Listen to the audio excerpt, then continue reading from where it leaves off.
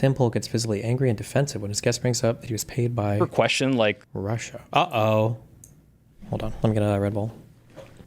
If Russia gave you tens of millions of dollars because they thought, and I think you were tricked by these people, right? Like, that story's fake. Well, hold on. That story's not true. It never happened. The Edward Gregorian thing, right? Like yes, they it's not real. tried Never to happened. You. It never happened? Never happened. They never tried to... Entanglement? I don't. Wait, who is this guy? Do I know this guy? I feel like I hate this guy. Maybe, I don't know. If you... True. Simple. Do you ever question, like, if Russia gave you tens of millions of dollars... Oh, you guys can't see this. I'm so sorry. Because they thought, and I think you were tricked by these people. Wait. If Russia gave you tens of millions of dollars... Okay, it was $5 million, so Tim can fight on the amount. Because they thought, and I think you were tricked by these people, right? Like, that story's fake. Well, hold on. That story's not true. It never happened. The Edward Gregorian thing, right? Like yes, it's not real. Never happened. It never happened? Never happened. They never tried to host your... No, you guys believe fake cult bullshit because you live in paranoia. He'll go into the most hyper-nuanced individual facts here, and if you don't know all of them. I pointed this out with Sam Pepper before. This is a really common like liar strategy, is when somebody's trying to nail you on the substance of a thing, you immediately get defensive by grilling them or contradicting the entirety of it if they don't get every single minor point right. He does this a lot. I debated him before. Apparently, if I remember from the left, that lefty thing, then I don't think I hate him. I think he's a okay guy. So...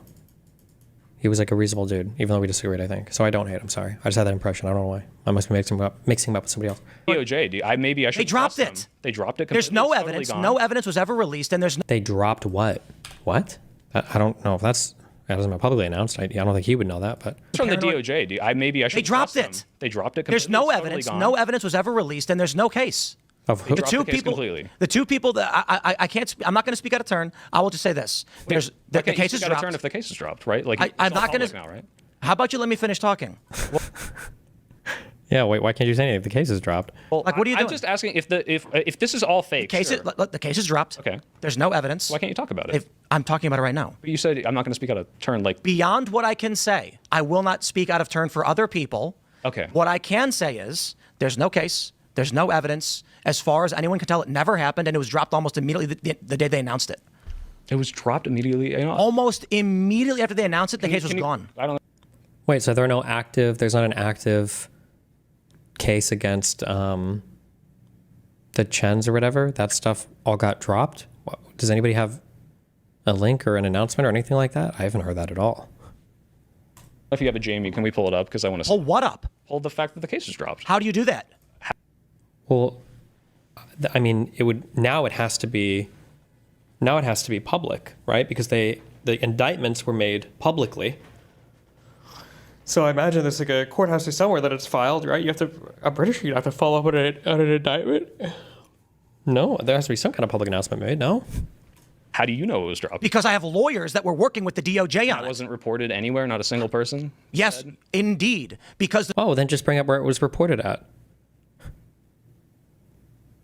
the story wasn't real to begin with, and it was picked up by a bunch of fucking retards. Who made it up? What story wasn't real? He's playing fast and loose here, where Tim is trying to be like, because Tim is trying to he's trying to speak with specificity around claims that he himself was engaged in criminal behavior, but he's being very vague about everything he's saying to try to like introduce a little bit of obfuscation. It's fucking stupid. The DOJ, the DOJ made it. What was it? I will tell you this. Made it up to go after you. I didn't say that. Well, yeah, but who's making? If it's completely fake, where did it come from? That's an interesting fucking question, isn't it? Yes, because my understanding was I think you were deceived. I watched your response to it. What's your evidence any of it happened? I don't. Or is Tim really trying to say that the entire thing was faked? There were no cash transfers whatsoever? Tenet didn't exist?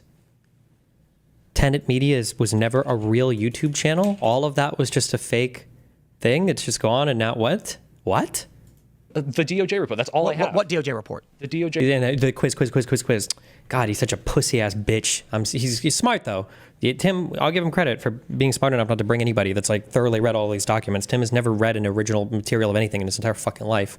Or at least not since he became a fucking sellout stooge for whatever foreign operator controls him. PDF that they released. PDF. You're thinking about the criminal indictment. I mean, I wouldn't expect this guy necessarily to know every single thing. Maybe he doesn't know how Temple operates, that you have to be familiar with all the underlying material, or else Tim is just going to endlessly quiz you on it, which is funny because Tim hasn't read any of it. What happened? I don't. The DOJ report. That's all I have. What DOJ report? The DOJ PDF that they released with what all did the it say? different names. It said that This is the quiz. And if he gets any detail wrong here, Tim's going to say, wrong, you're lying. Russia was trying to pay people through Tenet Media Company, funneling money to host your content. This show, by the way. What's the evidence? It's an indictment, you fucking retard. They don't have to make that evidence public right now. They can speak about the evidence they have. The evidence they gave were bank transactions that were being transacted through a shell corporation where payments were being listed improperly. So, for instance, I think some of the payments were, it was like $130,000 for iPhone 14 XX or some bullshit, right? That was the evidence still in the indictment, but we don't have access to that evidence now. It's just an indictment. Indictments are issued for PC, probable cause, so that you can do an arrest warrant. That's it. It's not like we have a trial or something where we can look at the evidence publicly or anything. Don't have There's the none. fucking links in there. There was never any evidence. Okay, so where did it come from? What do you mean? I'm confused. Look, all I'm saying is the story was, and if this is false, sure. The story was the Russian government thought it behooved them to pay you money because your talking points on Ukraine were indistinguishable from their propaganda. Now, if that's not true, maybe. It's not true. That's not even in the indictment. When you scream Ukraine is the enemy of, now if that pay you money because your talking points on Ukraine were indistinguishable from their propaganda. Now, if that's not true, maybe. It's not true. That's not even in the indictment. When you scream Ukraine is What's not in the indictment? That Tim Pool was getting paid a fuck ton of money? That was in the indictment. the enemy of the people, that is essentially Russian propaganda. No, I don't think you're being paid for them. Did our ally Germany accuse Ukrainians of sabotaging Did our our energy ally pipeline? Germany put money into that country to fight back against the? Is not the Germany question. not raising money for them right now? You gave a specific quote when I said Right. Ukraine is an enemy of this country. Right. When what did you mean by Because that? Germany, our ally, Yeah. said that Ukrainians just bombed our energy pipeline. Sure. And I said that makes them an enemy of us. There was nothing moving through that pipeline yet. Our ally Okay. was attacked by Ukrainians. Okay, so clearly the governments of these NATO countries don't agree with you insofar as they think, hey, it still behooves us to give money to this country and help it defend itself against Russia. I don't care about that. Meanwhile, the Russian narrative. Germany fucking complained. Germany said that Ukraine was bombing their energy, and that makes them an enemy to us. Okay, well, Germany literally just said they don't give a fuck. That's why they still want to support them. I don't care. So? And? Who?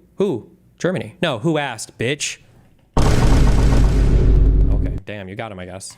Narrative is 100% that did happen in that way that you're describing, where we don't actually know. This is my So understanding. let's- My question is, why should I take your Ukrainian facts seriously if this seems to be the News. case? What? CBS News. What's CBS News? What I just cited was CBS. They said 100% this is confirmed, or this is an alleged thing. CBS reported that Germany has issued an arrest warrant for a Ukrainian Okay. diver named Volodymyr And that Z. means and 100% Ukrainians. it happened? It means our ally has asserted. God. And I don't blame the soy pill for not being a fucking legal cuck, but it's so funny what he's saying there. Germany issued an arrest warrant, and that's your proof? That's interesting. Do you know what an arrest warrant is usually issued off of? Usually something called an indictment. You know that thing that you said earlier that wasn't proof, right? Because you said earlier that the DOJ didn't publish any proof. What did they publish? They published a set of indictments, right? And you said that didn't count as proof. But now you're saying that Germany issuing an arrest warrant does count as proof, which is, I imagine, Germany's probably probable cause for an arrest. So, but whatever, who cares? That this Okay. is their stance on it, Right. and we should stand So with why is our it NATO their ally. conclusion Ukraine is the enemy of the people? True. And see, this guy, he's not like familiar with all the underlying facts. He's unknowingly asking good questions. Because then the next question is, oh, why did Germany issue an individual arrest warrant for a person then? If they thought that Ukraine was responsible, why didn't Germany go to the ICJ and ask the International Court of Justice to look into it? Why didn't Germany go to the ICC and ask the International Criminal Court to issue an international arrest warrant for people in Ukraine? Maybe it is. Well, no, Tim has no idea about any of these things. it's not. They're giving them money. They're supporting them. That doesn't get into the nuance of a political climate in Eastern Europe. Nuance. Okay, so what I'm asking you is, your position on this seems to be at the least aligned with a lot of what the Russian position is, which is, fine, that if that's your Russians are opinion. scumbags and should have If invaded? if that's your opinion, and what I'm saying is, why then Scumbags. are all these countries still doing the exact opposite of what you're suggesting? What does that have to do with what we were talking about? I don't This has to understand do with point the you're fact that, I'm asking you, why should I take any of your opinions on this seriously when it seems to be 100% aligned with a country that is the enemy in this making. Are situation? you retarded? What? Are you a retard? I mean, yes, but that's irrelevant to what What we're talking does about right my now. opinion as an American who doesn't want to be involved in foreign wars have to do with whether Russia agrees with that or not? Because if the Russians thought that they should give you millions of dollars to spread your opinion, which helps And they them didn't, out, and that's made up. can we look at that? What the was case being dropped? Like, Made up. Yeah, made up. do you have an let's- email from King. your lawyer about it being dropped or something that you're allowed to King. show with like? Is there any proof that it ever happened? King should prove it. Prove it. Oh, words on paper. You know that a PDF's not even real paper, right? So pixels, LEDs, alternating, what is it? Light emitting diodes. That's your proof? Zeros and ones, bro? The proof, look, if you think the DOJ made it up out of thin air, maybe. I don't know. Okay, let's try this. Do you believe everything the government says? No. And with no evidence being issued, no case ever being brought. Wait, why would you say, if you don't believe the government, then why would you give a fuck if any evidence was given? That you would just not believe the government anyway. This whole argument is self-defeating. Individuals ever identified with charges. I mean, okay. Individuals were literally named in the indictment. The Russians were indicted that were involved in this. No? What? Tenet, indictment, Department, Justice.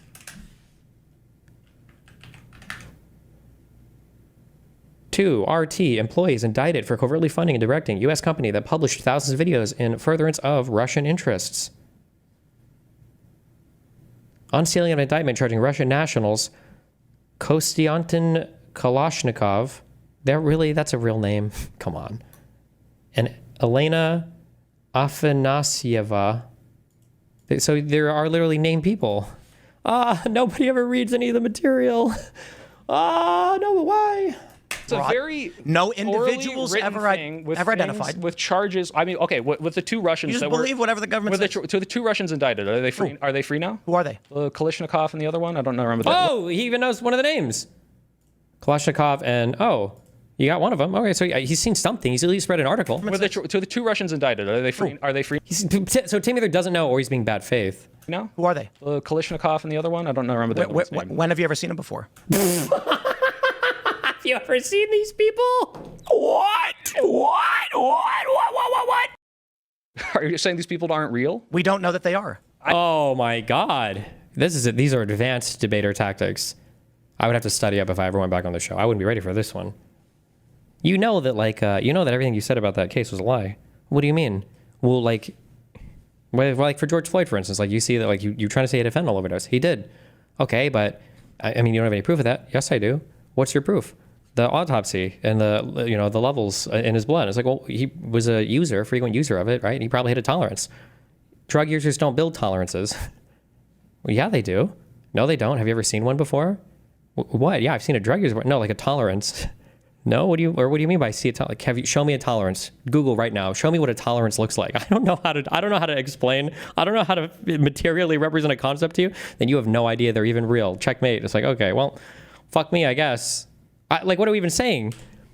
So, if they would have posted pictures, what would Tim have said? Do we know if the pictures are deep faked? Names aren't enough? They're just listing fake names on the indictment? I don't know. Remember that one's name. When have you ever seen them before? Are you saying these people aren't real? We don't know that they are. I'm asking you if you haven't even posted photos of these people. So, okay, hold on. Let me just get this straight. Because the idea is this entire thing was crafted out of thin air. We made up fake names. Why'd they drop it? Directly with XYZ. Did they drop it? It was a public indictment. Wouldn't you have? I actually don't know if you would have to announce if you drop a public indictment. I would imagine you would. People, it's directly linked to this company that we know is real, which is Tenet Media, started by Lauren Chen and her husband or whatever. But everything in between those names is completely fabricated. So you believe? He's not going to answer any questions. So you believe everything you've read on the media? You don't know what you're talking about. You don't sound like you're familiar. You just believe the crazy stuff you've seen by crazy media outlets. It's always this bullshit. Whatever the government tells you? That's not what I asked. I asked you if everything is completely fabricated in between those names. Just because they issued an indictment doesn't mean that they made it up. They could be wrong. Well, who? Okay. I mean, these were indictments in front of a grand jury, right? But maybe the grand jury was all tricked as well. Were these grand jury indictments? I thought they were, at least the first one for the Tenet Media stuff. But maybe, who knows? Maybe they made it all up. Okay, what is the source that is wrong then, right? Are all these Russian? Because you just alleged these Russian people don't exist. Here's the world that you live in. You live in a world where if the government asserts it, it must be true without charge or trial or That's not what evidence. I said. I said if someone says something You're with using a very that credible to strike at my report, opinion on a war in Ukraine, which I think we shouldn't be involved in. It's because I'm questioning the veracity of some of the facts you're bringing up on it because they are indeed aligned with Russian state propaganda. Let's try this. Okay, let's try this. Let's try the second biggest live show in the country is contacted by a conservative personality to license a cultural debate show unrelated to the news. Sure. The DOJ then comes out shortly before the election and claims that Russia paid for the whole thing. Yes. And then within weeks, it's completely gone. No evidence released, no charges, no trial, no evidence. Well, how can you have a trial? I don't know if he's being stupid, or I don't know if he's just obfuscating. But like the Russian nationals, what do you think we're gonna send SEAL Team 6 into Moscow to abduct them and bring them to the U.S. to stand trial? I don't know if he'll ask. The soy pill guy, he should just ask point blank, oh, so you didn't get $5 million from Tenet Media. How much money did you get paid by them? You should ask that. Completely gone. No evidence released. No charges. No. Yeah, where's Tenet Media then? Why hasn't Tenet Media came back? Why hasn't Lauren Chen made a public statement, her and her husband, about how they're exonerated? Trial. No evidence. Were the Russians not, charged? I thought they were. I'm saying outside the indictment. I don't think you committed a crime. I read the report. I watched your response, and it's like they deceived you to funnel money into you because they thought that your opinions aligned with theirs, and they want to spread those. That's it. That's all it looked like. I think you're a retard. Why? Because when the U.S. facts. government, largely under the Biden administration, Okay. wants to be involved in a foreign conflict, Sure. and the second biggest live stream in the country is saying we should not be, they then issue a statement without evidence, impugning my honor that you are using to strike at my credibility. Why would they go after your cultural show that you yourself just said had no relation to politics on? If the Biden government was so willing to fabricate this stuff, why wouldn't they just attack your main channel directly and shut it down? Did the deep state not have the power to do that? You guys say that the ADL and George Soros run all of YouTube and all that shit anyway. So if they were in control, they had the deep state, they had the government. They're literally, you're saying, issued fake indictments and shit, and they faked everything. Why wouldn't they just go for your main YouTube channel? Why the fuck would they go for the culture war show? Have evidence that the Biden government fabricated this to frame you because they hate your opinions on Ukraine? What? I didn't say they did. He's not saying anything.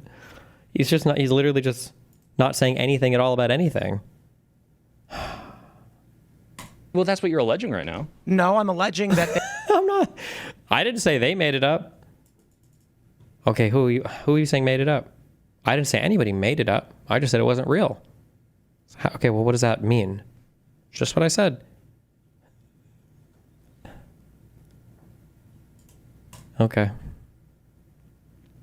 You just said that. What do you mean? You just said when someone says something against the motives of the Biden administration, they might go after that second biggest podcast because they don't like what that podcast is That someone does envy Biden. Could be a third actor, a top secret deep state operative. saying. You said that's what they did, My point was that you are using a claim without evidence to impugn my credibility. No, I'm actually not. You literally just said, why should I listen to your opinions? I'm using because your opinions are indistinguishable from Russian state propaganda, and it behooved them to give you money because they're like, I want these opinions disseminated more. The Russian position is that they shouldn't have invaded Ukraine?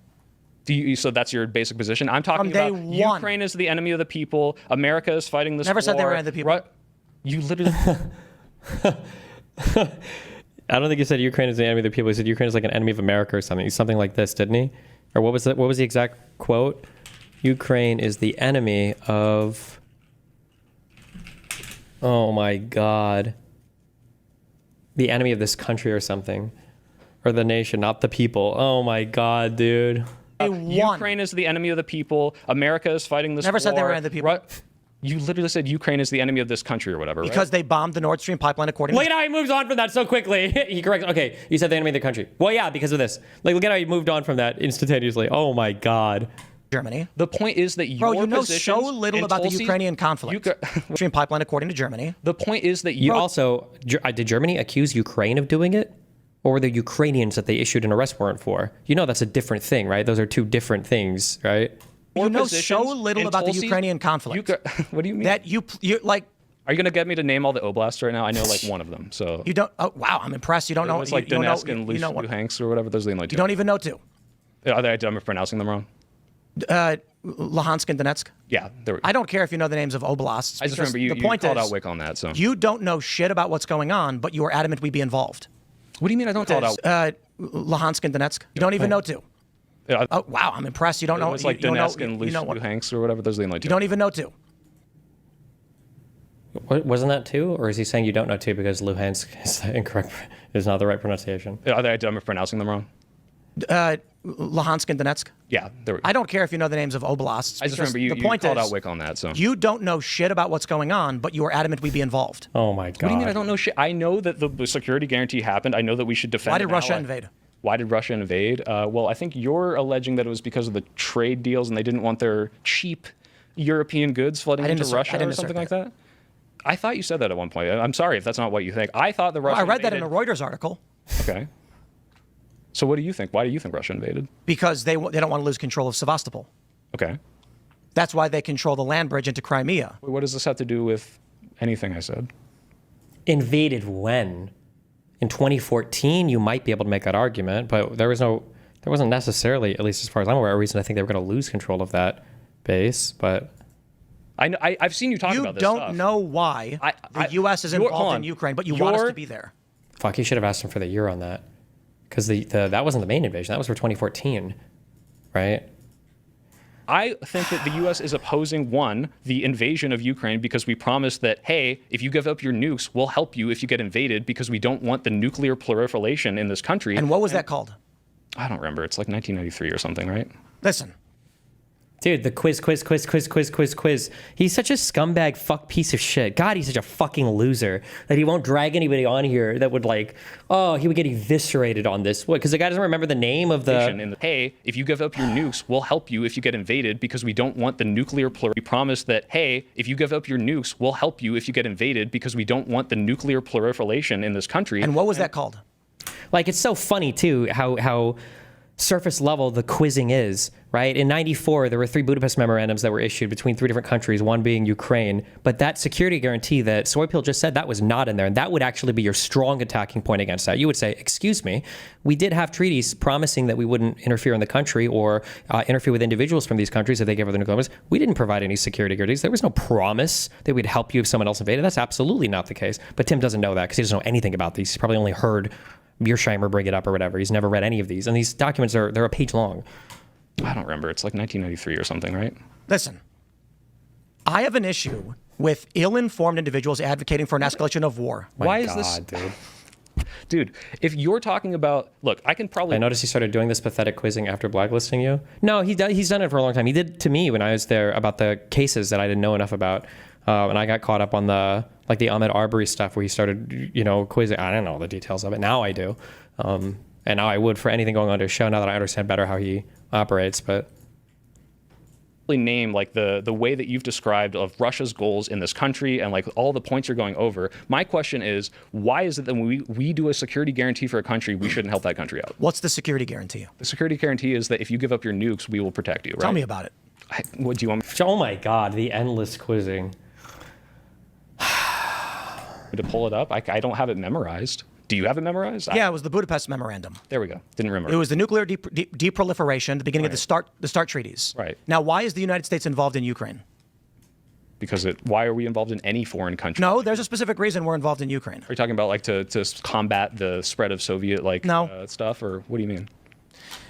I have an issue my whole life with ill-informed people propagandized by the government to advocate for foreign intervention in other countries. Why is this? What am I propaganda? Tell me what my you don't brainwash know position. Because in good faith, I'm asking you, what do you think my position? Why I support this based on this thing? I've never heard that before.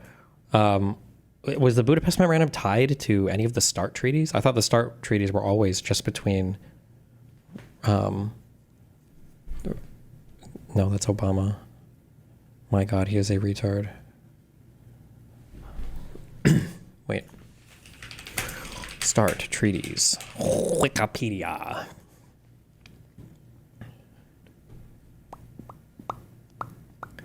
U.S. and Soviet Union. Limitation of strategic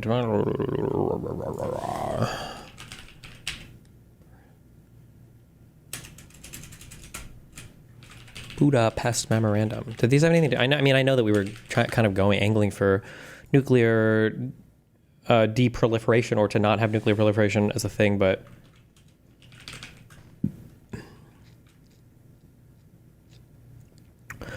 On May 23rd, 1992, START Treaty was signed in 2010? No, you're so fucking wrong. Because if you play Metal Gear Solid 1, they talked about START and START 2, I believe. So you're major wrong. Okay, on May 23rd, 1992, Russia, the U.S., Belarus, Kazakhstan, and Ukraine signed the Lisbon Protocol to the START 1 treaty. Ahead of ratifying the treaty later, the protocol committed Belarus, Kazakhstan, and Ukraine to adhere to the NPT as non-nuclear weapons states as soon as possible. However, the terms of transfer of the nuclear weapons not agreed, and some Ukrainian officials, parliamentary responsibility of retaining some of the modern Ukrainian built. Okay, so maybe as part of these were protocols added onto the first START treaties. Thing. Like, if I said, oh, it seems like we promised this country we'd defend them. We'll be greeted as liberators. Huh? Because you're basically saying we will be greeted as liberators. No, I'm saying seems to me like if I said, oh, it seems like we promised this country we'd defend them. We'll be greeted as liberators. Huh? Because you're Is he trying to tie this into the Iraq war? basically saying we will be greeted as liberators. No, I'm saying He desperately wants to. That's what he's going to do. He's going to do it. He's going to do it. To me, like, we had a promise to this country to defend them in this case. My question is, what's wrong with that? Because maybe I'm wrong, but tell me about it. But my question originally was going back to this, like, okay, but like, if you're saying the same things as Russian state TV, it makes it hard to take you seriously. Does the like somebody said this in chat so well earlier? This is why people hate history. Tim can't describe. Yeah, oh yeah, someone else just said it too. Dustin, it's just such a waste of time because he clearly just knows the words but doesn't actually know the details. You can tell because what he quizzes people on is always small details like names. Yeah, like why can't Tim just give an overall macro explanation of what was going on? Like explain, like weave this together instead of this autistic quizzing of the names of cities or oblasts or the name of the treaty or what it was or when it's like just like explain. Like why do you just keep doing this endless needling and quizzing? It's so cringe. Does the treaty that we have with Ukraine that promises to defend them include any guarantees for Russia? Probably, I think so, right? Does it maybe is there maybe some kind of issue pertaining to if the U.S. aggresses? Just tell me. I haven't read the whole thing. Yeah, since, like 3 months ago or something. Was it Timber Sycamore? Was that the operation? That was in Syria. Yeah, when the U.S. started providing weapons to Islamic terrorist groups. Yeah. So that they could topple the Assad regime, which was allied with Russia, where Russia has their naval base in Tartus. Okay. That was an aggress upon an ally of Russia, which destabilized the region. I don't even think these are the strong arguments against violations of the Budapest memorandums. I think your strong argument, I would have to look this up because I don't remember historically, is that it was argued by some that the United States sanctioned a few leaders in Belarus, and if you read the memorandum, the Budapest memorandum involving Belarus, and the language is the same for all three of them, for Belarus, for Ukraine, and for Kazakhstan, you weren't supposed to sanction any of the government people or whatever as well. And some people argue that sanctions on certain Belarusian leaders was actually a violation of the Budapest memorandum to Belarus. The idea that us doing anything in Syria had anything to do with violating is fucking, but okay. Stupid. Creating a conflict, particularly around control of a Russian naval base, which put them at risk. Okay. Assad had to flee the country. We viewed him largely as a terrorist who was gassing his own people. Right. Russia viewed him as an ally and sought to protect him. Okay. The U.S. threatened to put a no-fly zone over Syria, to which Hillary Clinton said, let's do it, even though she was warned that would start war with Russia directly. She said, I don't care. Okay. The reason we are in Ukraine largely has to do with our attempts to bring natural gas from the Middle East into... Oh, he read this pipeline theory. I remember this. Brian Dawson, the weird dude, used to push this theory a lot, that there was some massive pipeline from Israel or whatever. We were trying to bypass Iraq or Syria. I don't even remember, but it was some huge pipeline thing. Is like the big conspiratard theory about why all this happened. To Europe to offset Russia's control of natural gas. Right, yeah, I've seen you talk about this. Okay. So the U.S. is setting up operations in Ukraine, running soft power operations to shift their government towards a pro-EU, pro-Schengen, pro-NATO sentiment. Okay. Russia opposes this. Okay. This is why Russia invaded. Firstly, the reason why they seized Crimea in 2014, was because they saw the writing on the wall with the ousting of Yanukovych. They didn't invade Ukraine at the time. They simply had their existing troops in Sevastopol walk outside. I don't believe it was existing troops. I think that they, by cover of night, dropped more troops there to take over the entire peninsula, not just secure the military base, but...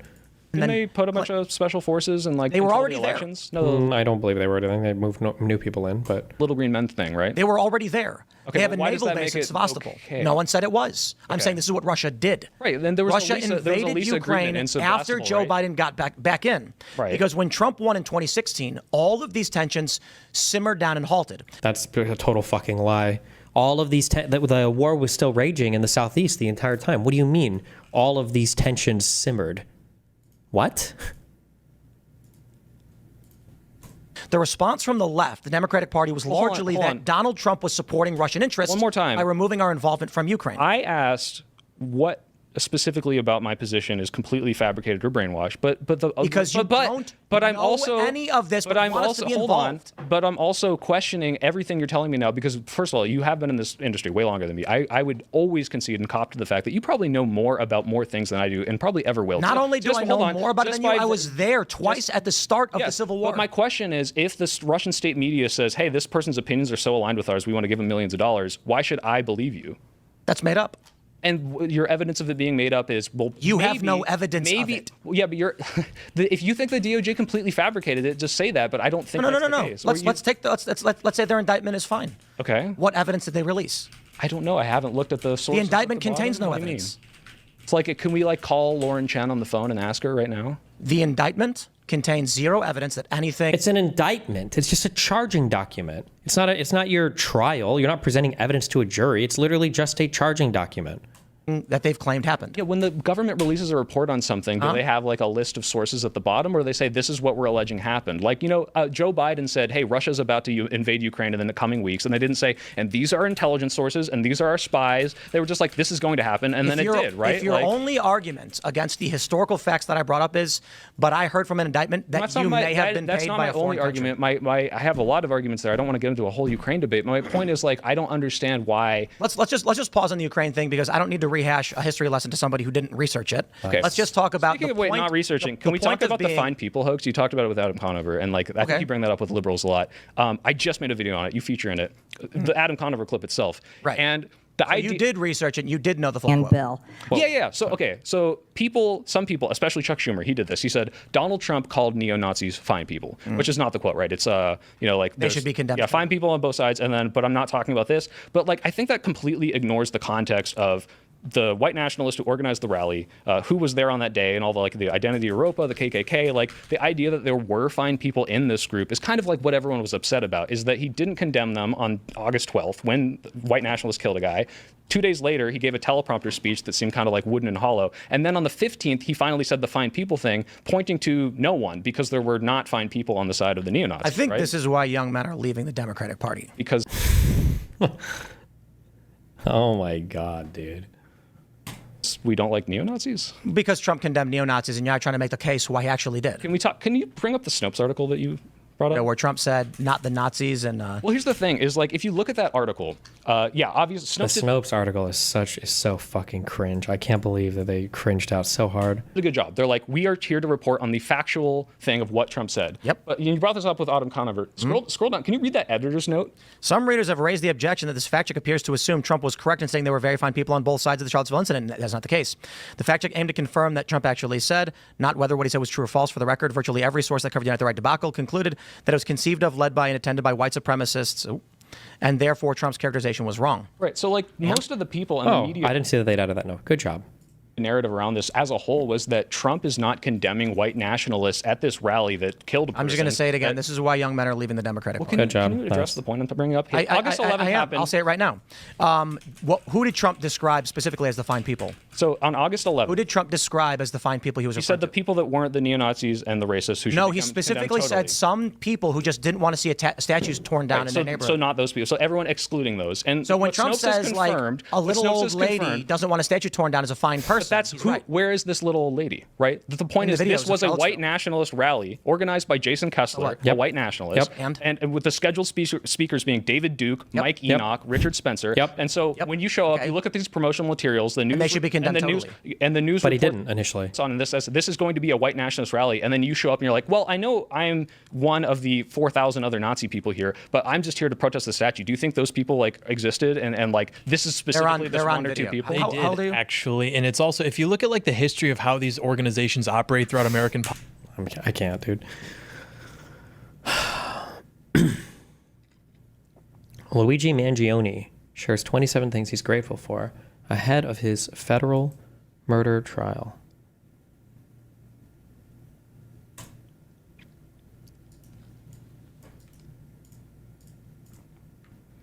Last month on May 6th, I turned 27 years old. To mark the occasion, I took time to reflect on 27 things I'm grateful for. 1, my friends for being there when I needed it most. 2, my family for redacted. My personal life is none of your business. 3, the many talented and generous individuals who, if not for my current predicament, I never would have crossed paths with. 4, letters I spent each day between the same 4 walls of my unit where I received both holiday cards sent in December and birthday cards sent between March and May, creating a bizarre and disorienting Groundhog Day scenario where every day is both Christmas and my May 6th birthday. Nonetheless, I'm incredibly grateful. The monotony of my physical environment is offset by the variety and richness of the lives I experience through letters.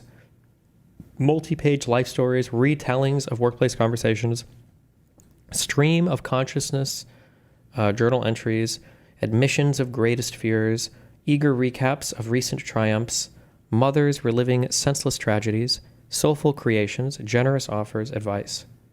The MDC mailroom, which has to date photocopied and processed thousands of letters sent to me from over 40 countries. Your efforts are appreciated by so many. Memes, as one of my wisest correspondents put it, laughter is louder than logic and makes a lot more sense. The countless books I've been sent. While I'll never read the vast majority of them, I've loved facilitating this collective practice in Sundoku, and I've distributed these books to many grateful inmates. My favorites include Ayn Rand's Anthem, Patrick Bet-David's Your Next 5 Moves, and Ray Bradbury's Fahrenheit 451. Independent media creators, publications like The American Prospect, citizen documentarians like Jumi Kim, and citizen journalists, of which there are too many to name. My cellmate Jay, who, despite spending half of every day inside a shared birdcage and being sentenced to a decade away from his 6 kids and who he loves, tolerates the clutter of all my papers. Chicken Thursdays, keyboard shortcuts. 30,000 individuals on the globe who have come together to donate over $1 million to my legal fund. Karen Friedman Agnifilo, other members of my legal team. Latinas for Mangione, everyone who donated to my commissary account. The Bop music catalog, the trials that I've endured, my lucky long sleeve, hearts, the creatives, the conservatives, the liberals, being born in America, free speech, and finally, censored. Wow.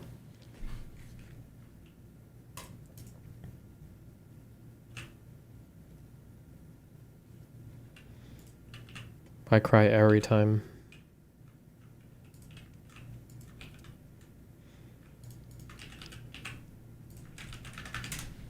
Is essentially defining modern human rights campaigning, and now latterly the author of a truly brilliant book, Righting Wrongs: 3 Decades on the Front Lines Battling Abusive Governments. And I think the reason that has stayed with me so much is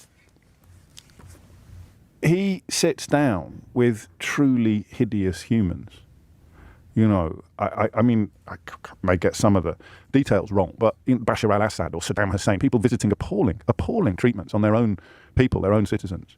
And my somewhat childish approach, or my somewhat immature approach to hideous people, is to avoid them like the plague. You somehow endorse their regime by breaking bread with the leader. It's really silly.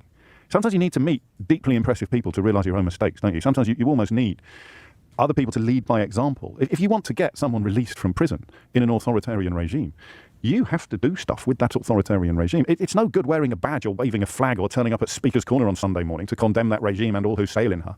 You want to get these people out of prison. You want to protect populations from vicious dictators. You have to deal with those regimes. You have to deal with those individuals. What am I watching this for? And I can't believe I'm today years old before I really got my head around that. And it was largely thanks to Kenneth Roth and his book, Righting Wrongs, 3 decades on the front line. And that's what I mean by the difference between diplomacy.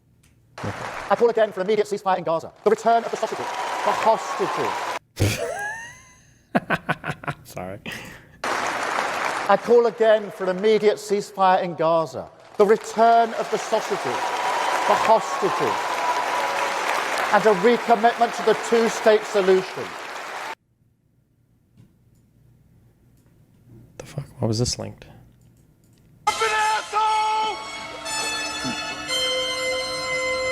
Roger. Diplomatic community.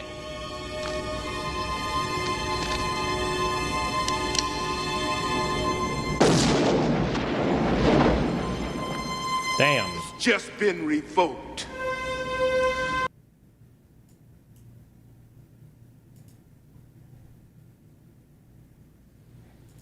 The legendary Bonger misspeak. Oh shit.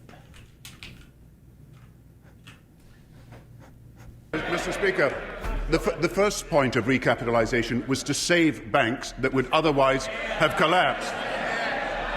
And we not only saved the world, saved the banks and saved the banks and led the way. We not only saved the bank.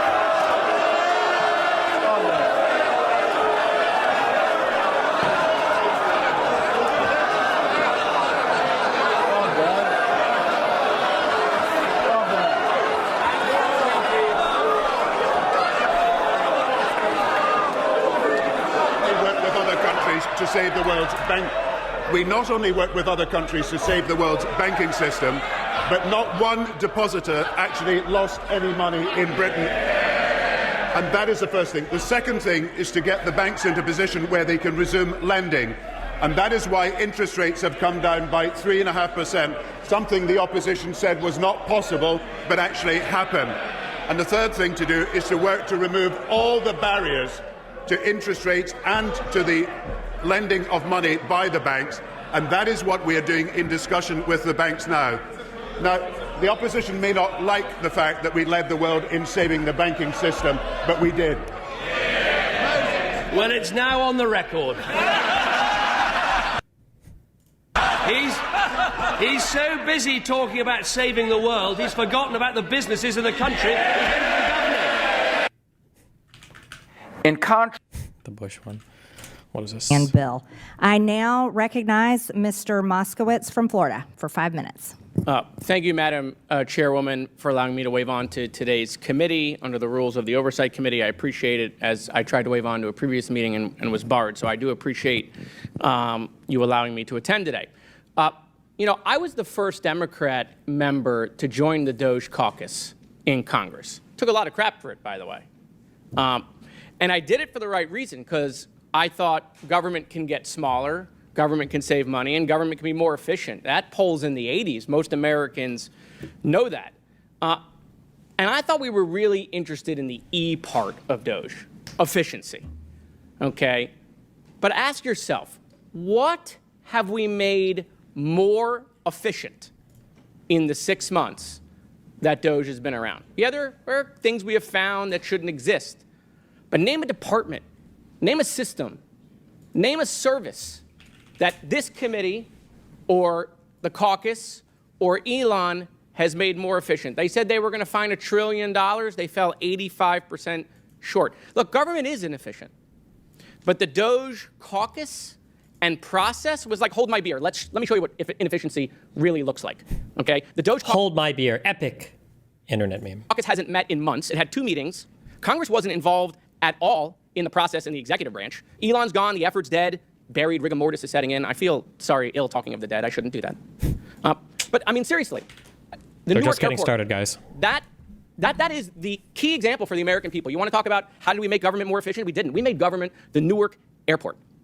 And by the way, now that the national divorce is happening with Elon Musk, and I'm a child of divorce, okay?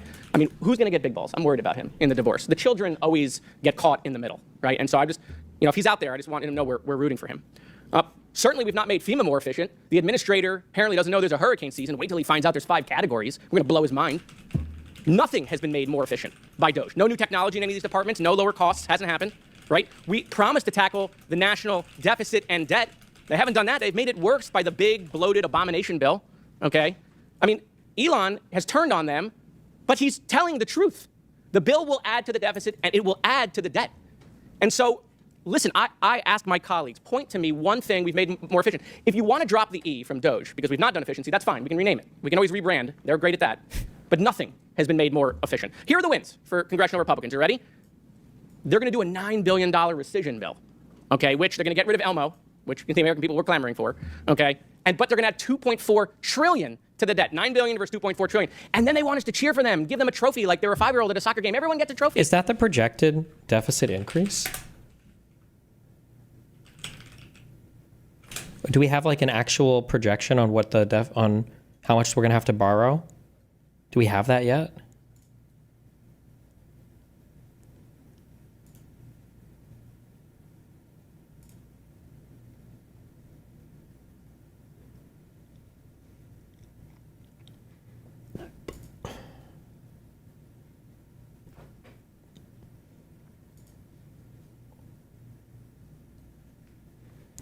This was the first link. Estimated budget impact.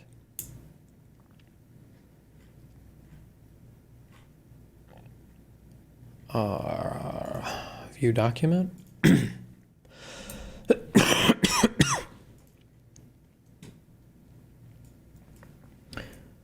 Net effect on the deficit.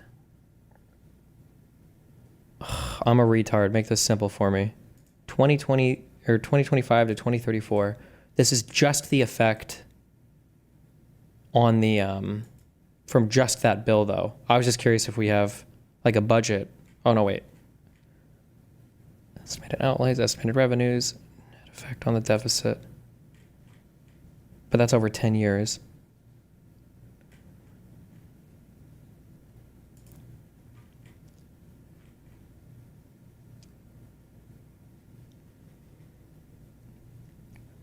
Jesus. Over 10 years, it'll reduce government spending by 1.25 trillion. It'll reduce revenues by 3.7 trillion. And then added together, it would then add to the deficit by 2.4 trillion over 10 years, so 240 billion a year. Jesus. When are we supposed to know? In CBO's projections, the federal budget deficit in fiscal year 2025 will be $1.9 trillion. Okay, so not the worst ever. It'll be the third worst ever, with the worst ever being 2020 under Trump, the second worst ever being 2021 under Biden, and then Biden cut the budget deficit in half from 21 to 22. Then it increased a bit in 2023. We don't have 2024s yet? Or is that still like being calculated, or?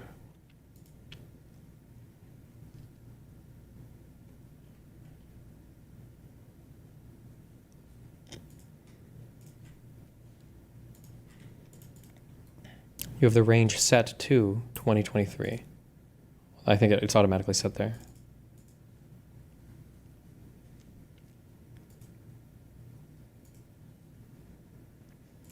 For their participation.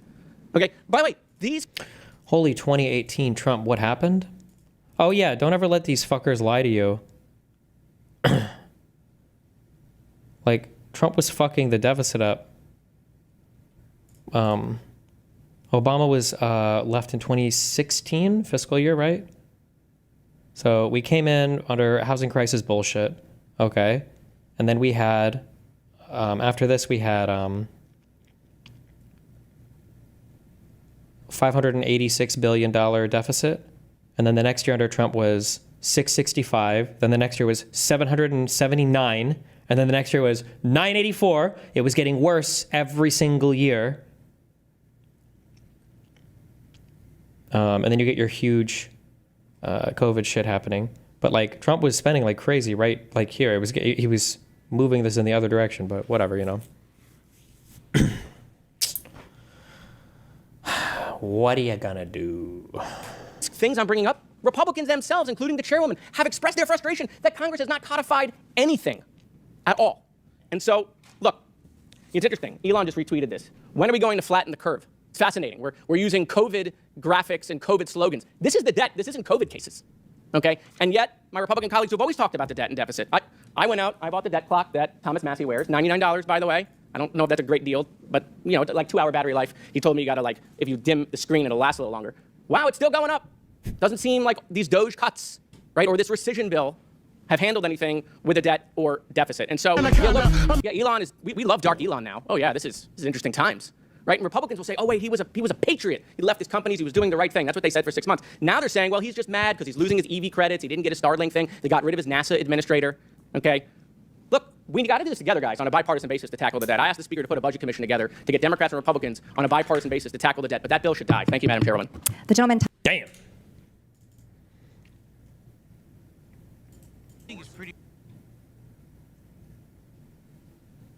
This is a real human being that can vote. Why are they hating on my boy? Lighting is pretty realistic, actually. Where's my volume control? I know from playing Flight Sim, this is what real life lighting looks like from the sky. I know that's why. What? I don't even know what the joke is. He says lighting is pretty realistic, actually. I know from my playing Flight Sim, this is what real life lighting looks like from the sky.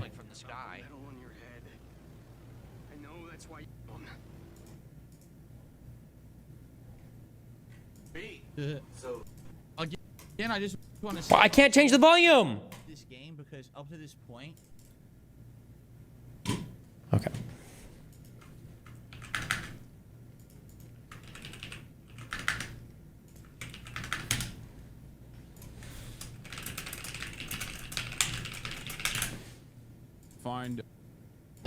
So all my clips now are fucked. Everything we watch on Twitter now is just going to be fucked because I have no more volume control for some reason. I can't right-click. Really?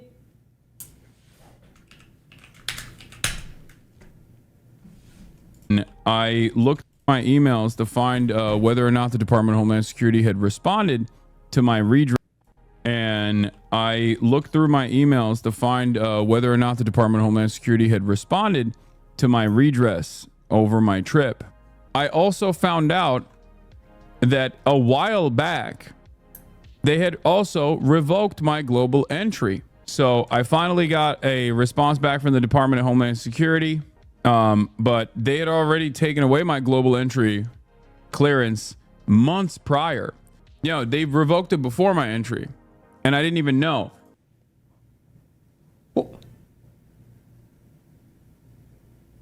Wait, so what even happened?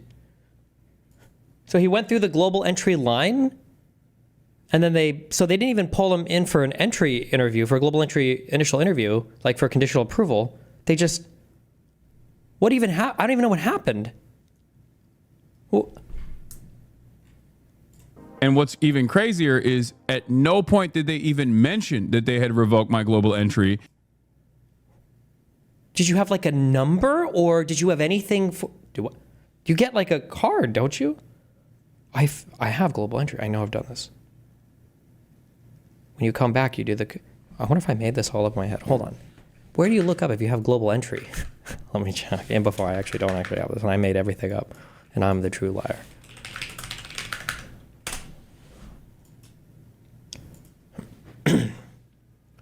Global entry. Is there like a login to check? I feel like I've seen a page that doesn't say anything.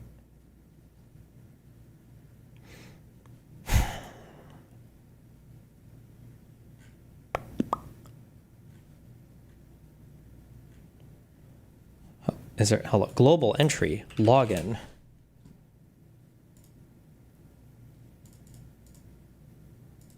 Login.gov. Imagine if this website just had like all of your government related shit on one site. Do you think it does? Your account. Your connected accounts. Oh, it kind of does. That's actually kind of cute. Social Security, Department of Treasury, Trusted Traveler Programs.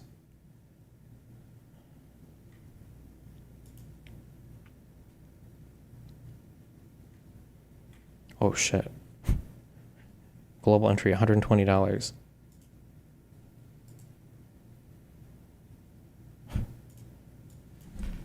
I wonder if I just had conditional approval. Maybe I never actually did do this. Wait, what the fuck?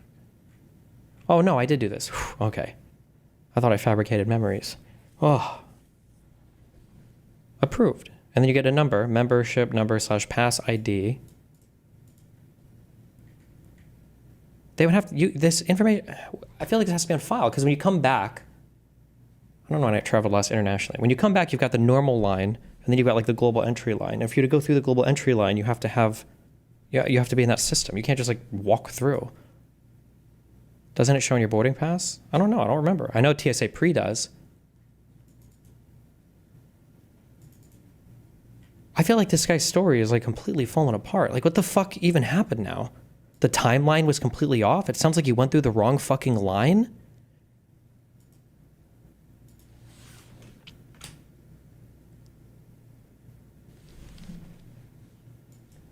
And I looked through my emails to find whether or not the Department of Homeland Security had responded to my redress. Because in total, he was detained for maybe 30 minutes, maybe?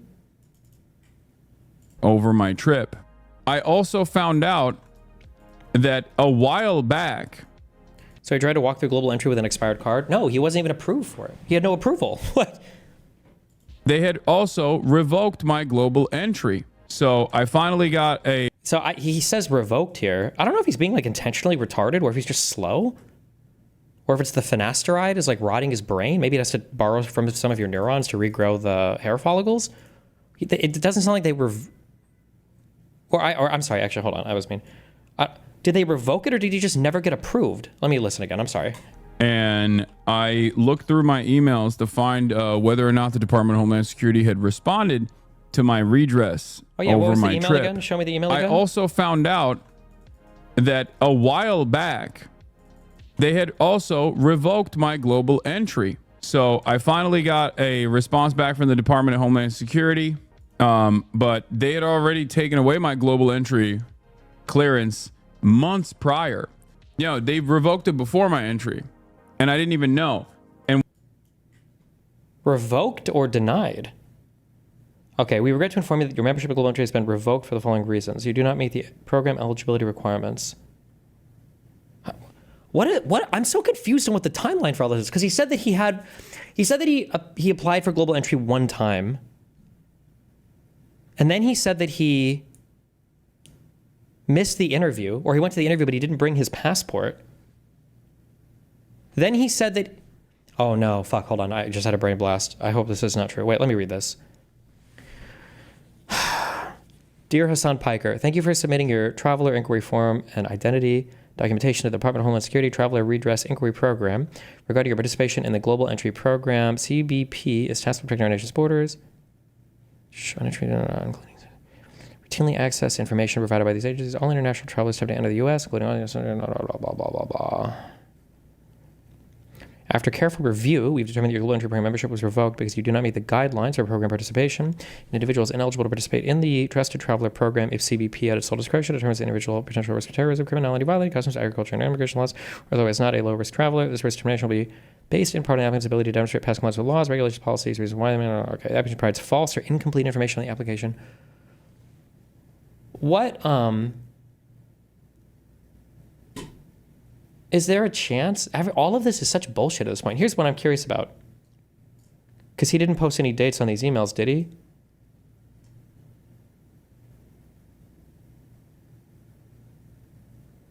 I wonder if he said that he applied for it. And when you apply for global entry, I think you can get like a conditional approval. Then, but it sounds like he actually had an interview. So it sounds like he applied for it. And then he said he drove to the office to do the interview, but that he left his passport at home, and he didn't have an ID for it, and so he went home and he missed that.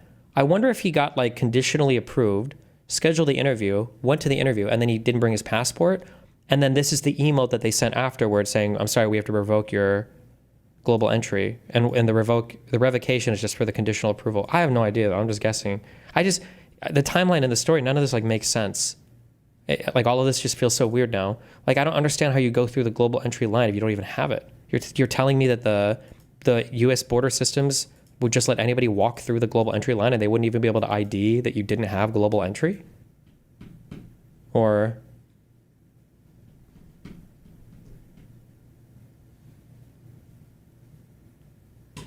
it just doesn't make sense.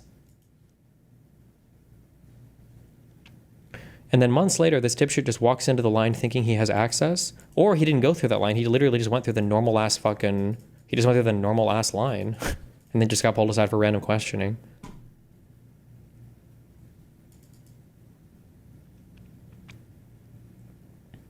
I mean, do they actually do conditional approval? That kind of defeats the purpose. No, well, because you submit like an app, fuck me, dude, I hate this mobile.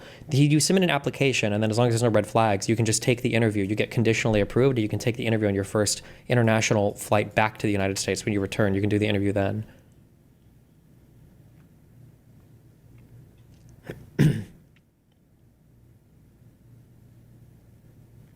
His redress inquiry, doesn't that imply that he asked shit to the DHS? Wait, where does he say? Does this say anything about a redress, or was that just what he said? Thank you for sending your traveler inquiry form and identity documentation to the Department of Homeland Security Traveler Redress Inquiry Program. Okay.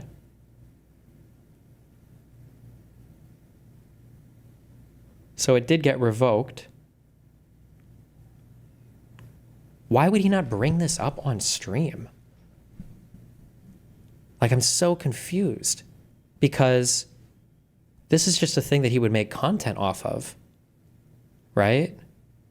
Like if he was in the middle of streaming 4 months ago and they refused his global entry application, you don't think he would say something about that? Like, oh my God, guys, they're coming after me for my political speech. Like, this is so bullshit. They wouldn't even let me get global entry. Like, I don't understand why he wouldn't say anything about this. He said he didn't see the email, not sure of that. Well, wouldn't you search for it? If you're traveling internationally, you would have to. If you travel internationally, when you're filling in your information on your tickets, there's a thing there for known traveler number, and that'll have you put in your TSA pre or global entry or nexus number. So you'd have to put his number in there. So you'd have to go and look it up. You don't think at any point in this, you wouldn't think like, oh, do I actually fucking have global entry?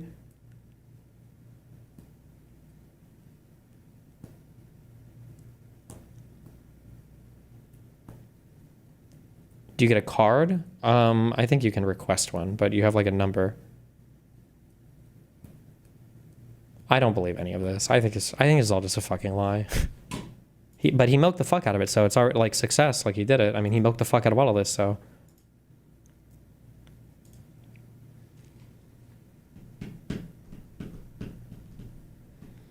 What are the odds that he legit just found out about this now? I feel like I don't think that they would let you go through like an accelerated line without being approved and nobody would say anything. They wouldn't pull you aside for an interview. They would just say like, oh, you're not in this, like go to the other line.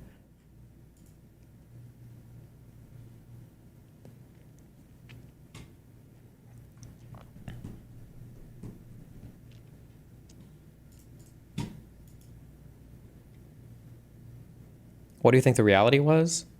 Well, as far as the stop, everything he describes, it sounds like he just got pulled aside for random questioning. It sounds like it was like about 15 minutes long. I think he basically admits as much now. He was on that stream and I think he admitted as much. It was basically 15 minutes long. It was normal questioning and then he went through. You do get a card for global entry. I mean, you might be able to request one, but I don't think you need it. Like I think I have an option to order order a card, but you just need the number, I think. And then everything is like eyes. I don't know if they do fingerprints. They probably do.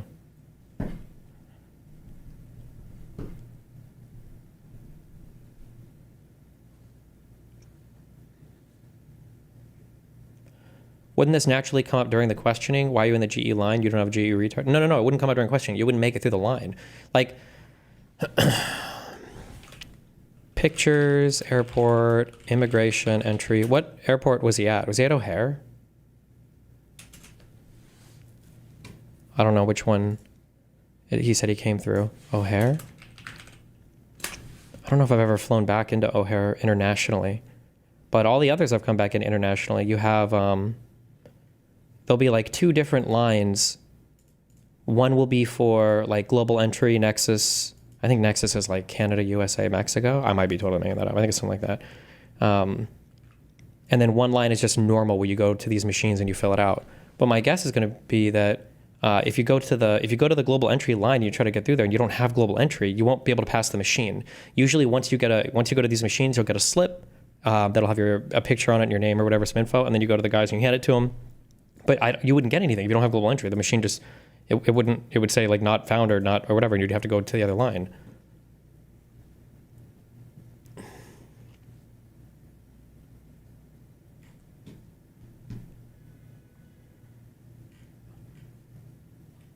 I don't know. All of this is weird. There's too much weird shit here, and he's already like a liar. Like I don't know. I don't trust any of this. I think the whole story is bullshit. But it's like airport security related shit, and he doesn't think anybody's ever gonna like publish anything about it and call him out, which is probably true. I mean, he got away with it, so.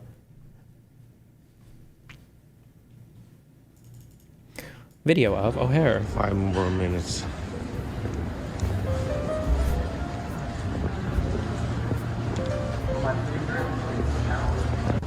Here, U.S.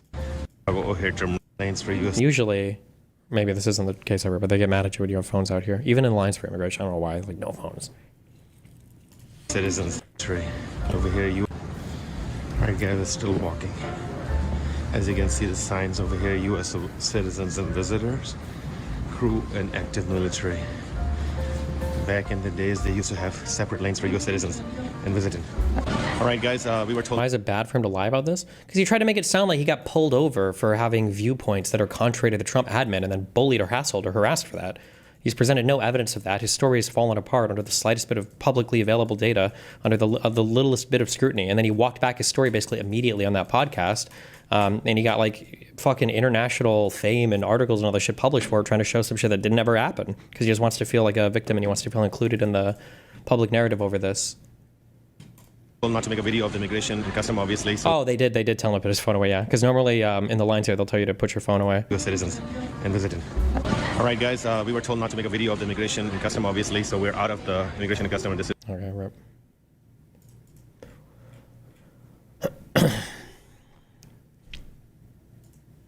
Entry line. This is such a waste of time because no one is going to give a fuck.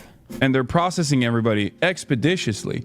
You walk up, boom, immediately they take your photo of your face and you walk in and there's a customs person there, cop there, just basically waves you, okay? And they do that over and over again. It gets to me. Take a photo, boom, walk in instantly. The Customs and Border Patrol agent goes, step aside, sir. I was like, here we go. All right. She goes, step aside, sir. An agent will come and take you to another location. I was like, is that proper protocol? I was like, sometimes it happens. I was like, okay. And I knew at that point, I was like, okay, I'm texting like family. I'm like, this is happening. I'm texting my manager. You know, I was basically I got Lolo on. I was like, listen, you know, I'm going in. All right. I'm freaking going in. Who knows how long this will take. Like we have the timelines on all of this. And when the plane landed, when that Lolo guy tweeted, like he was probably questioned for like 15 minutes.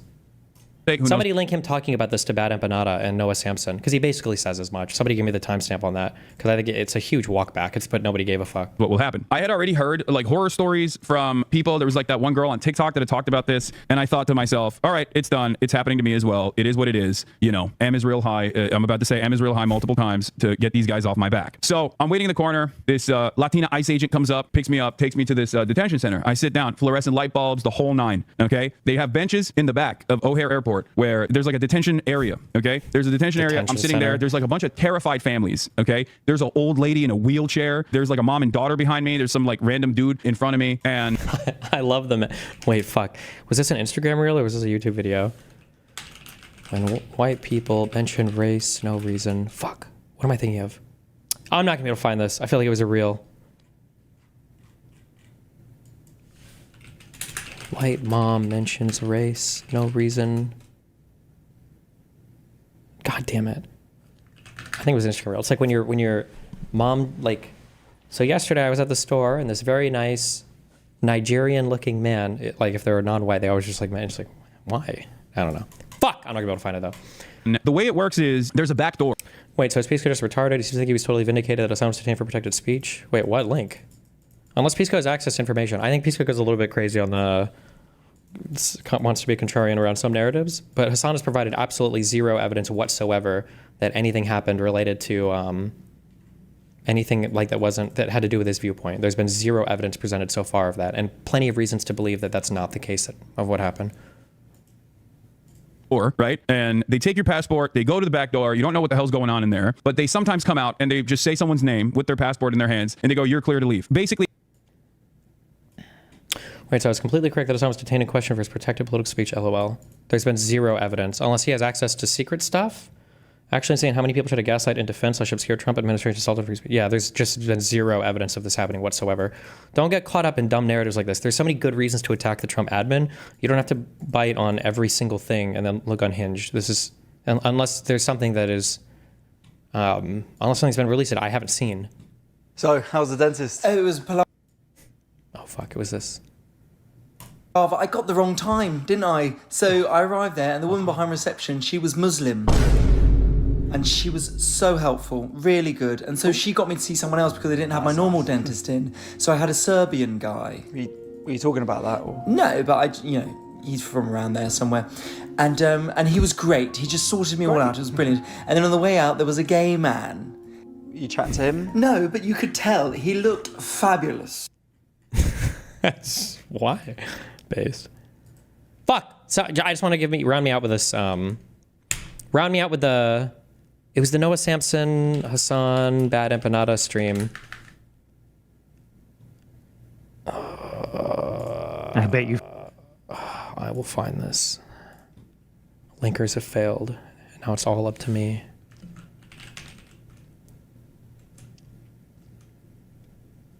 Got it. I found it because I'm a god. Okay, now just remember, hold on. When they bring you to the detention area, they, I guess, do some kind of surveillance on your background to figure out if you are going to get harassed even further or if this level of harassment is fine, okay? And I asked, and I looked around at all the passports that people had to see if there were other American citizens. And lo and behold, at least in the area that I was at, I was the only American citizen. There was another guy that actually had an American passport as well, because I asked the terrified family behind me, I was like, hey guys, if you don't mind me asking, like, do you guys have an American passport? They're like, no. So. Let me see where I can.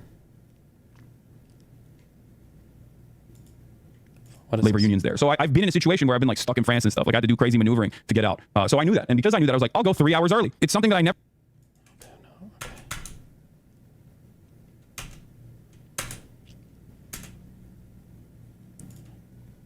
No, let me go. I don't know what's happening here. I got detained. I didn't get detained. Yes, chatter. Yes. ICE agents took me to a detention center. That is a de facto. Took me to a detention center. They walked him 10 yards to the room that you sit and do customs interviews when you're coming back. Took me to a detention center. Oh, detention. Like, what are you talking about? The total runtime of it was like 2 hours, which was definitely faster than I thought it was going to be, I will admit. And total runtime was 2 hours, he says. And I believe that gets reported over and over again in the news articles about this. Okay, total runtime, remember that. 2 hours. 2 hours, okay? And then what does he say here? Hold on. No, they are servile dogs to American interests because primarily they want to diversify their investment portfolios. They want to get a stronger foothold in Western capital. They want Western capital to come into the country, and they care about those things. And they know that. And also, they like the weapons and possibly get a nuke. And all of those. If they wanted a nuke, they would already have it. No one's stopping them.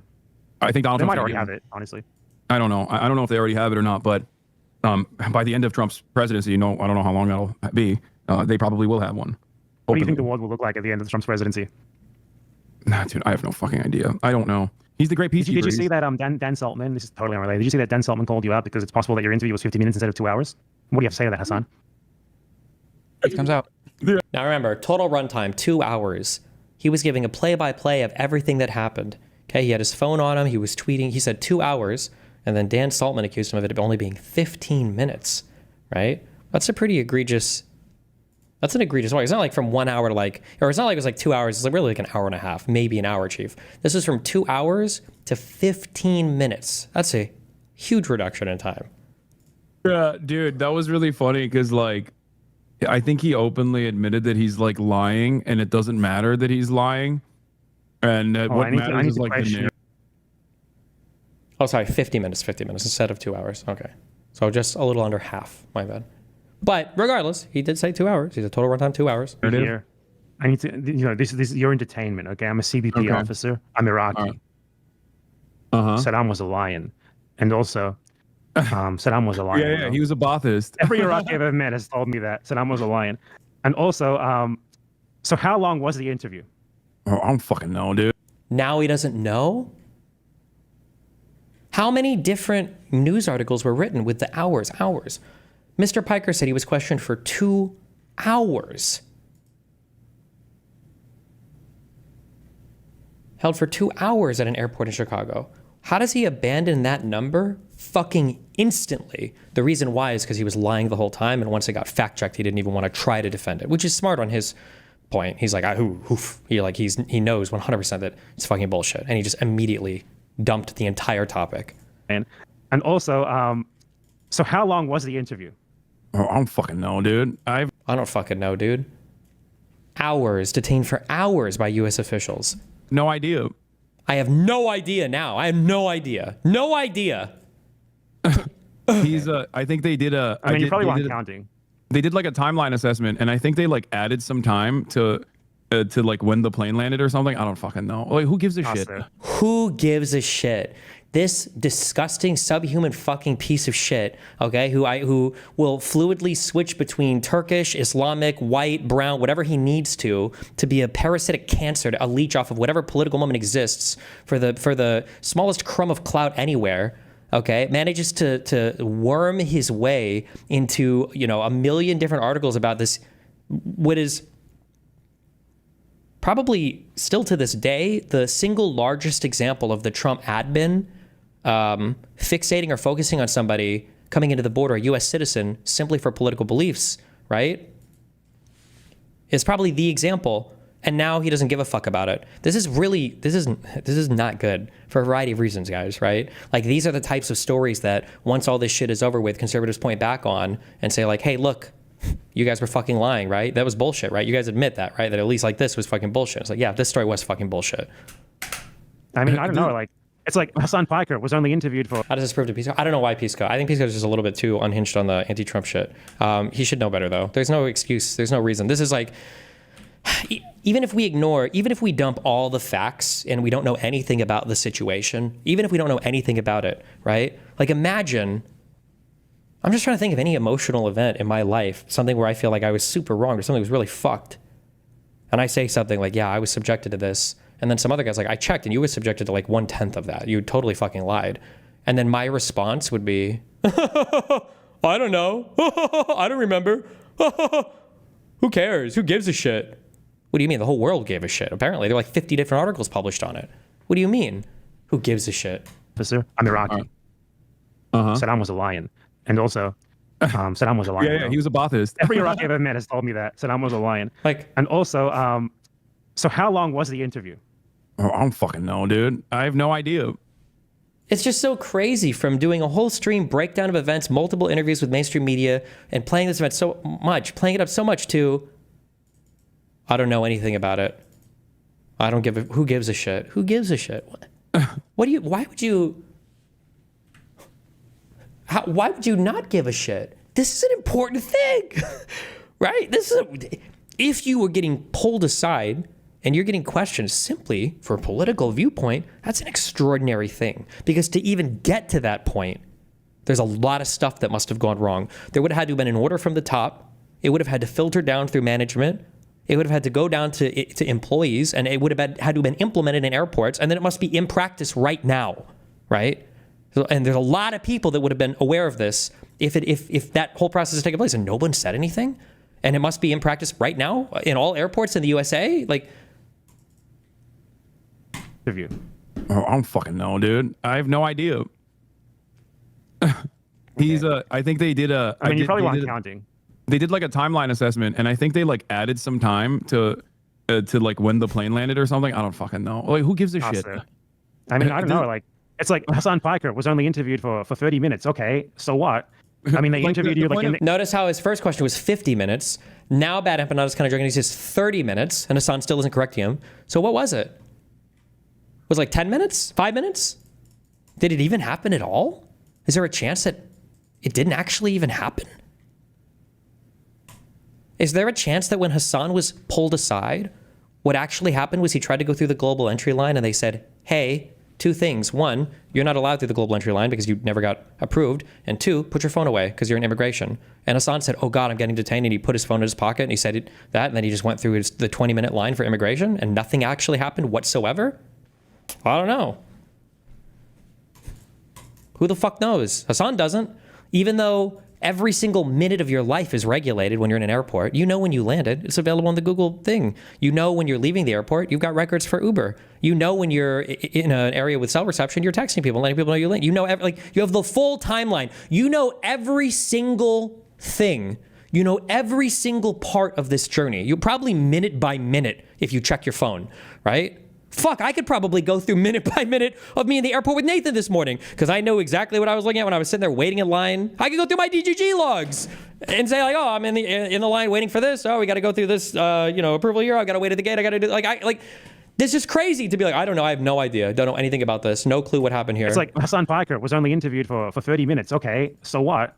I mean, they interviewed you like in the place where they take the. What is this? So this first piece of tweet is completely wrong. No, this was revoked months before the incident. So his detainment was due to a revocation of a global entry based on protected speech. This is just, Piso is just saying this, asserting there's no evidence. He has no evidence that this is based on protected speech. He has no reason to believe this. And he was additionally stopped. Oh, he doesn't even know why the revocation of global entry happened. Piso has no idea. There's literally multiple things listed here. You have no clue whatsoever. You don't know why. And he was additionally stopped and questioned on that exact same rationale. And he also, Pisco doesn't know that. Pisco is literally just fabricating stuff here. This is really, really, really, really, really bad. Oof, where's Rob Noor at? This would be the exact debate that I would want to take up. Oh, man. It's viewpoint discrimination rationale for the stop and question, regardless of how you slice it. Yeah, there's literally zero destiny. Pisco is inferring this based on the admin's actions in other cases. Okay.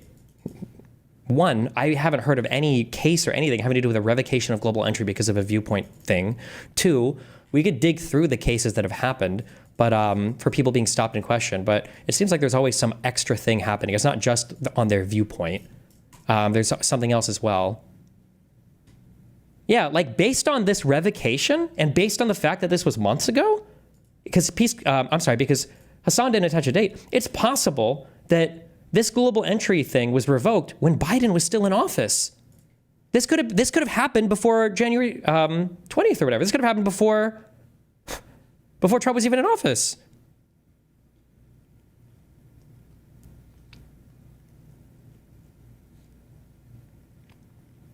If his stop was based on a revocation, which is unlawful viewpoint discrimination, then the stop itself is grounded in unlawful viewpoint discrimination. What? No. Moreover, he wasn't just told to get in normie line. He was specifically questioned on similar topics. Okay, this is a super delusional take.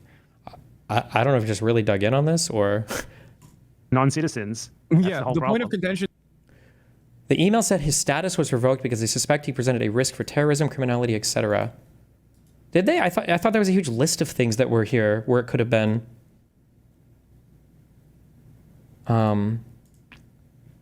Reasons why an applicant may not qualify for participation include, but are not limited to, the applicant provides false or incomplete information. Oh, wait, or maybe this is a broad list of things why.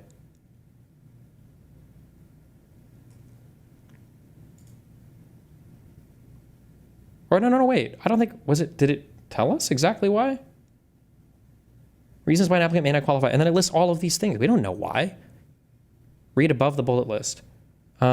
It says that you do not meet the guidelines for program participation. An individual is ineligible to participate in the Trusted Traveler program if CBP, at its sole discretion, determines that an individual presents a potential risk for terrorism, criminality, violating customs, agriculture, and/or immigration laws, or is otherwise not a low-risk traveler. This risk determination will be based in part on the applicant's ability to demonstrate past compliance with laws, regulations, and policies. Reasons why an applicant may not qualify for participation include, but are not limited to, the applicant provides false or incomplete information, the applicant has been arrested for or convicted of any criminal offense, or is denied firearms transactions, pending criminal charges, protection orders, or outstanding warrants in any country. The applicant has been found in violation of any customs, immigration, or agricultural regulations. Procedural application is the subject of investigation by any federal, state, or local law enforcement agency in any country. The applicant is inadmissible to the U.S. under applicable immigration laws, known for suspected of having engaged in conduct constituting in preparation for an aid of or related to terrorism. The applicant cannot satisfy CBP of his or her low risk status. I don't think we know specifically why.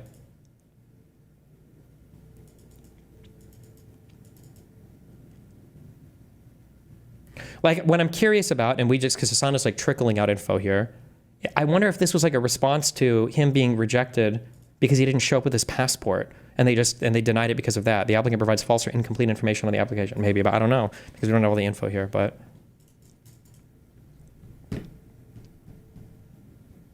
whatever.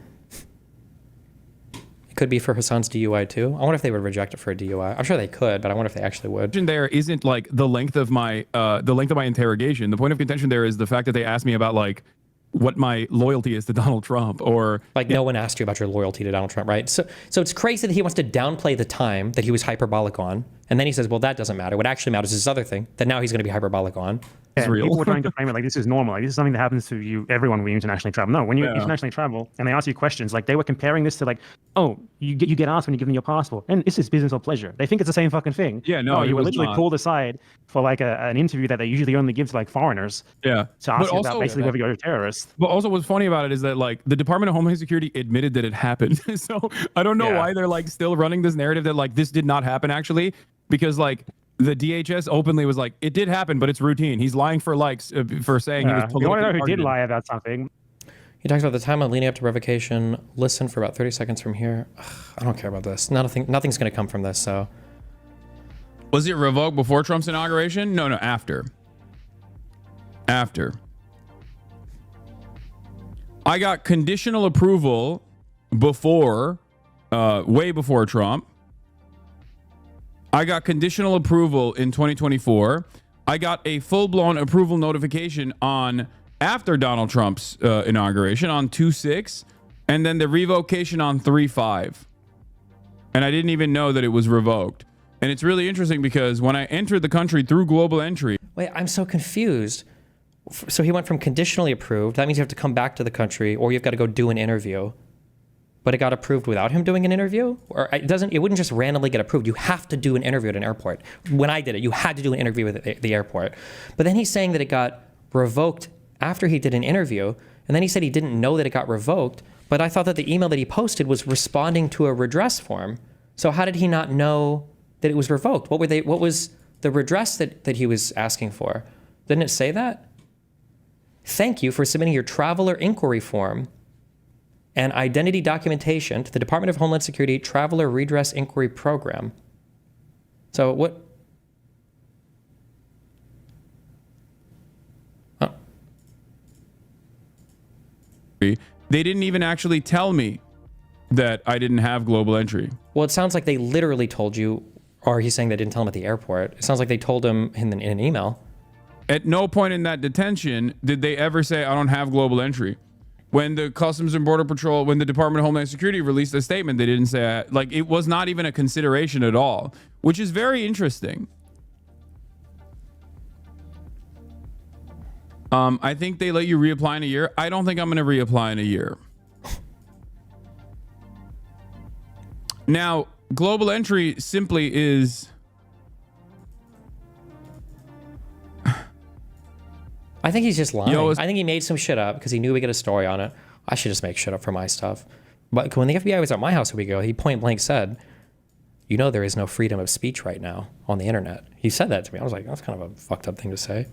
But I get what he was saying. You just be careful when you're making death threats, I guess. But my story is more scary than this bullshit. What the fuck? They showed up at my house. Hasan, XUC reacted to your take on the ICE protests. Just wanted to say you're 100% right. You weren't defending property damage. You were making a moral consistency argument. If people are mad about businesses getting hit. This is so stupid. It's so cringe. Whatever. I don't care. Stop. I don't care about the story anymore. I'm going to have to do this with Dan tonight. I think he lied about all of this. I think earlier this week. I think almost the entire story is a fucking lie.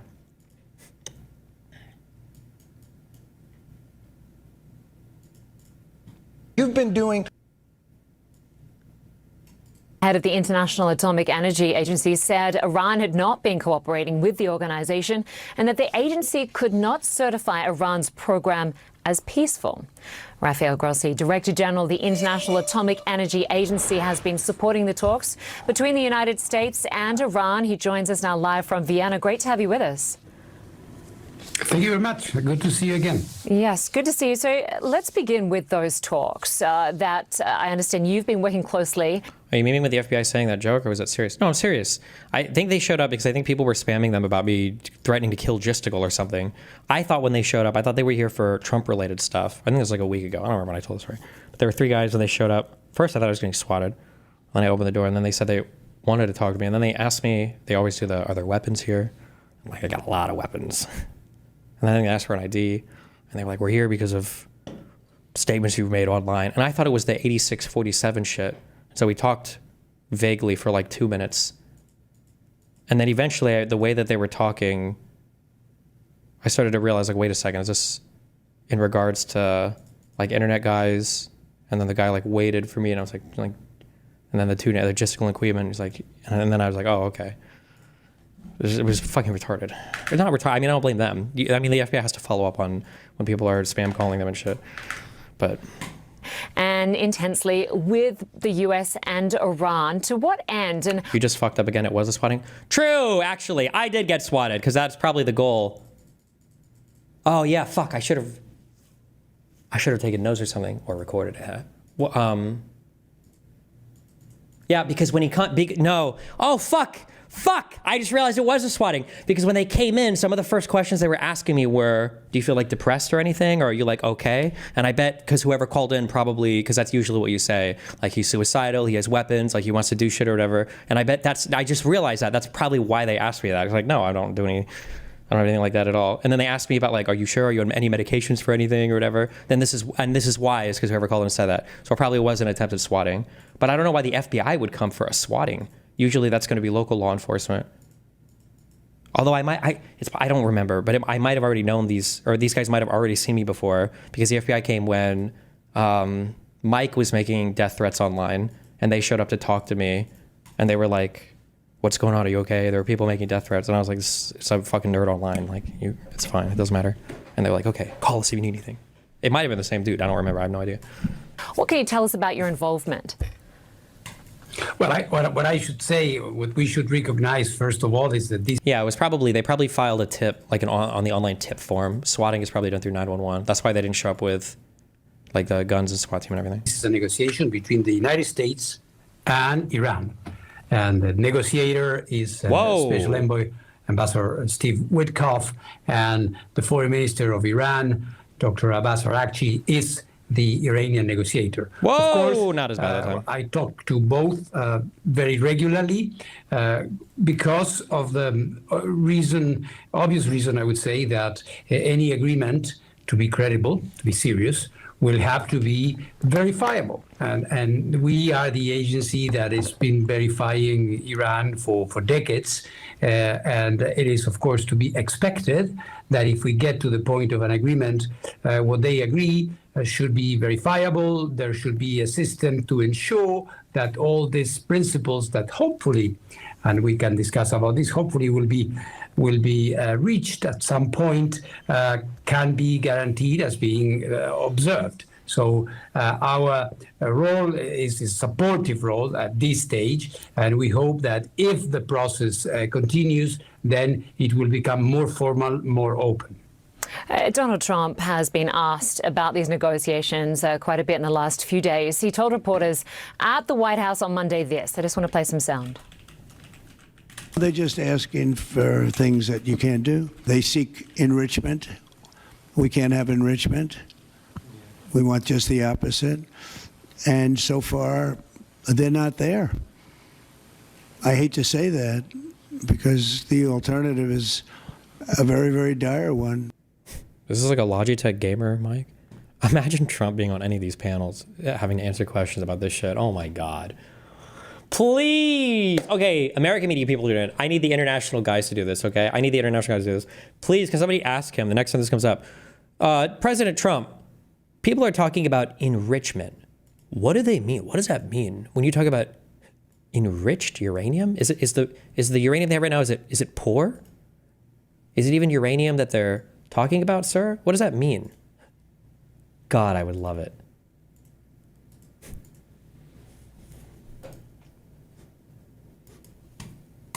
But they're not there. We can't have enrichment. Those words from Donald Trump. Do you agree with President Trump that Iran should not be allowed to enrich uranium at all?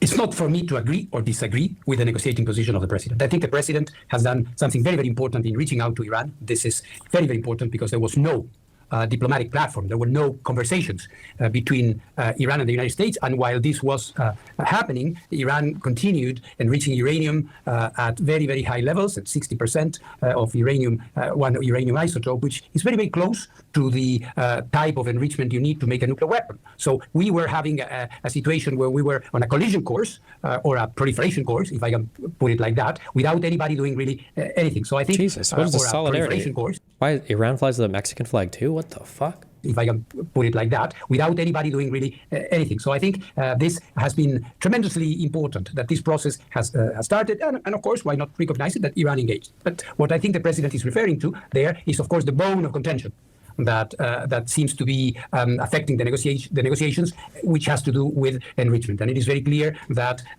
this technology, of course, because of its potential proliferation effects, needs to be addressed in a correct way. In abstract terms, no technology is forbidden. The problem here, or the situation here, is that there is an international concern. Sometimes my Iranian counterparts remind me of this. They say, well, all the technologies should be available for us, which in principle may be correct, but the other side of the coin is that there has been a patchy past, and there is a legitimate, I would say, concern, which I have been also echoing, when we see an accumulation at this point, more than 400 kilograms of uranium enriched at this very high level without a very clear, use in civilian. Theoretically, there are, but the reality is that Iran is the only country in the world that is doing this. So I see the concern not only on the part of the President of the United States, of course, which is essential, but in general in the international community. So the point here, and I think what Ambassador Witkoff and their counterparts are going to be discussing, is whether there can be a diplomatic formula, political formula, verifiable, where there can be that kind of restraint, which would allow a convergence, whereby the enrichment, its principle, perhaps some minimalistic formula that could be agreeable for both. Yeah. I don't think it is impossible. I don't think so. Why? I don't know if that's an actual quote or if you just made that up, Maya. Quote, well, they say enrichment, and you know what that means. Enrichment to me means making it rich in a way, haha. And many smart people, the smartest people, some say, do this with such speed and quality, enriching the nuclear. Is that, did you just make that up, or is that an actual quote? I mean, we did hear from Donald Trump just today on Podforce One saying he's not confident that he can get a deal now. Is this a weaker position than the Iran nuclear deal, the JCPOA, that was signed under Obama in 2015, which was later dismantled by Donald Trump? Is the U.S. now in a weaker negotiating position? But I wouldn't say so. And again, it's very difficult for me as head of an international organization to pronounce myself on if it's stronger. I don't want to make any comments on that. I think, that agreement, the JCPOA, was 10 years ago. So the Iran of 10 years ago has nothing to do with the Iran we see now. At that time, they had, I don't want to get too technical here. Is that true? They were boring, but the technologies they had were more primitive. They had much less material, less places where they're doing all this enrichment. Now, this program has grown. So I believe that the position of the United States is clearly addressing the heart of the matter. And I think this is the challenge that both sides will have if they want to move towards an agreement, and here I will quote the president, because he was saying, if I understood correctly, that the alternative is a dire alternative. And I don't think anybody wants to see conflict or more complicated situations in a region that is already suffering a lot. Just quickly, can I just ask you about one option for continued enrichment that could benefit energy projects around the Middle East? This idea that's been floated of a regional consortium. Do you think that's a good idea? And where I think it's an imaginative idea. I'm not familiar with all the details. In my conversations with Ambassador Witkoff, he has mentioned... The hog is dogged. He's gone. David Hogg removed as vice chair of Democratic National Committee. Some points about it, and I think it is an interesting way forward, which I hope our Iranian counterparts could also explore, because by bringing other partners to the table, what is missing here, which is confidence, could be restored. Rip.